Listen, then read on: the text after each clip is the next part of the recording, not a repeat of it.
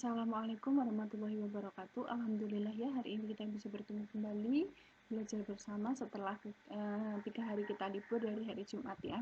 Nah, hari ini kita akan belajar tematik tema 9, subtema 1 Mupel PPKN, yaitu materinya hak dan kewajiban kita terhadap lingkungan ya.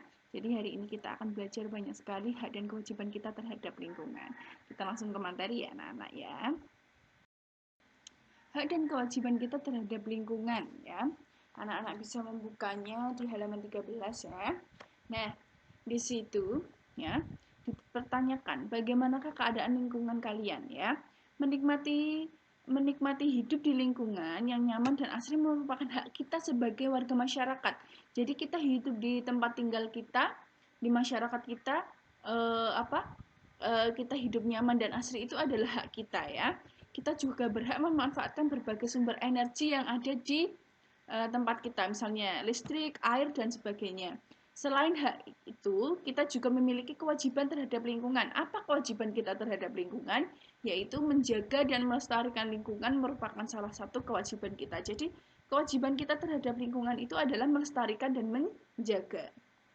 Lalu, menyediakan ruang terbuka hijau, ditanami pepohonan bertujuan mengikat air hujan sehingga dapat mencegah terjadinya banjir. Jadi kita melakukan penanaman kembali, melakukan banyaknya hutan itu untuk mencegah terjadinya banjir. Nah, tindakan itu merupakan salah satu kewajiban kita terhadap lingkungan. Kewajiban itu apa? Kewajiban adalah sesuatu yang harus kita lakukan.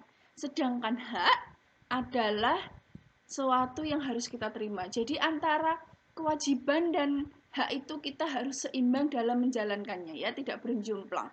Kewajiban kita lakukan, hak juga kita terima. Seperti itu ya. Nah, dalam hak dan kewajiban kita terhadap lingkungan, kita mempunyai hak dan kewajiban masing-masing. Nah, anak-anak bisa membuka halaman 14 yang ada di buku, kita akan mengisi tabel yang ada di buku itu tentang hak dan kewajiban kita terhadap lingkungan. Hak yang pertama adalah menikmati lingkungan yang nyaman dan asri. Hak yang kedua, menikmati lingkungan bersih dan sehat.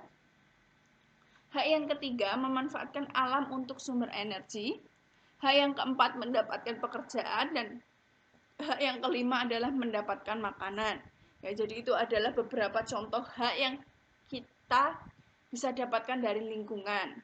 Lalu kewajiban kita terhadap lingkungan adalah yang pertama, satu, membersihkan lingkungan dari sampah, dari berbagai macam yang tidak bagus ya untuk dipandang.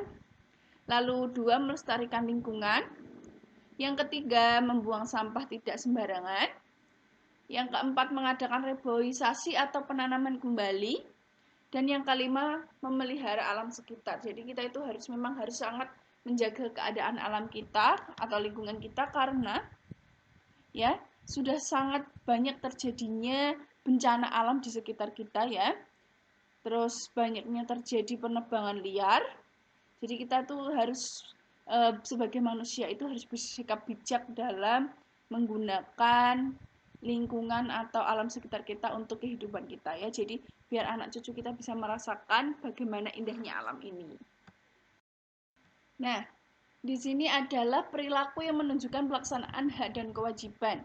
Sebagai warga negara di Indonesia, kita memiliki hak dan kewajiban termasuk di dalam hal pemanfaatan sumber daya alam. Ya. Bagaimana cara melakukan hak dan kewajiban secara seimbang?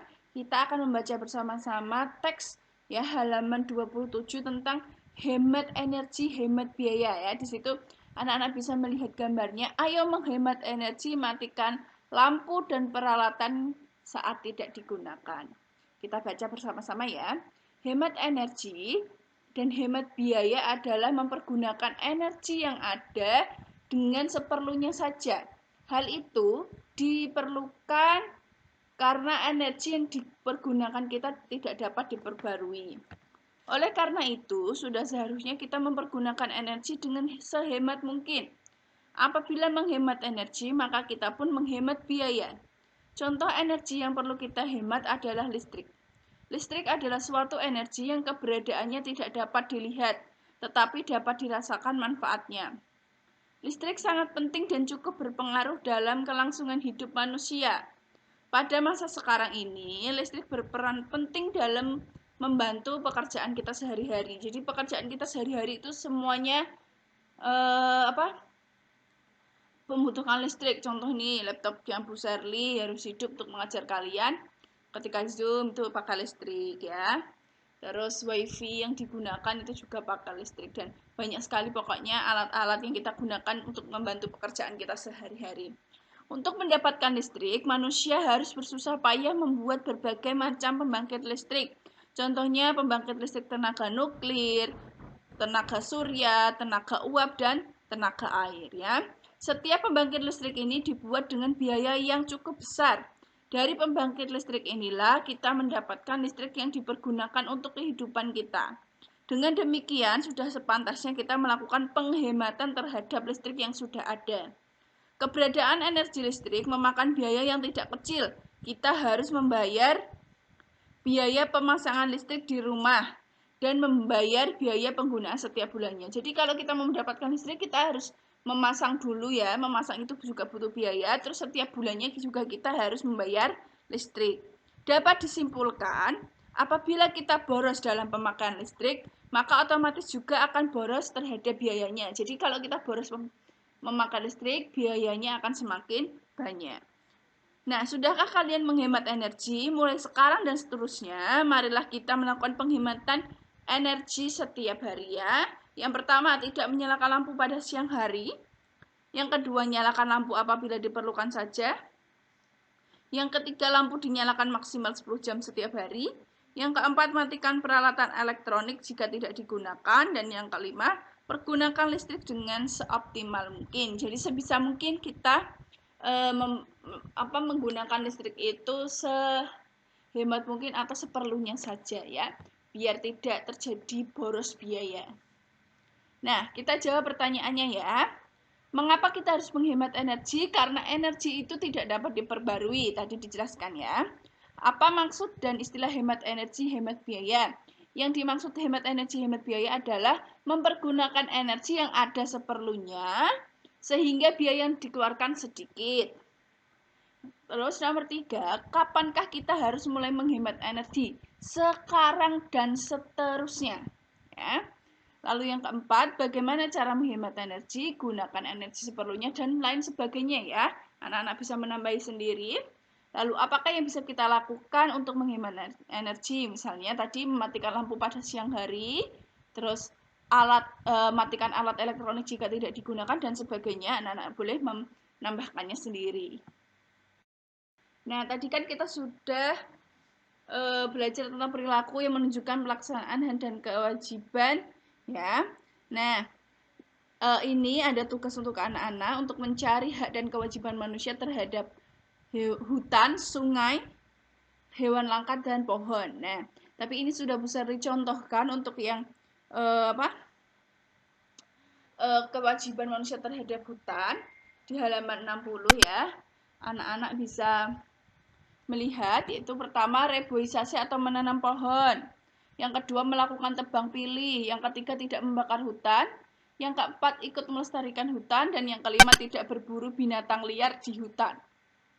Ya, jadi anak-anak nanti mencari apa sih kewajiban manusia terhadap sungai, manusia terhadap hewan langka, dan manusia terhadap pohon.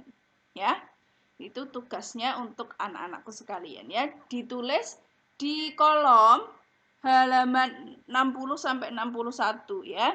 Nanti tugasnya dikumpulkan dikirim ke Bu Guru. Oke? Itu saja dari Bu Guru untuk hari ini. Alhamdulillah sudah selesai untuk materi hari ini tentang kewajiban dan hak kita terhadap lingkungan.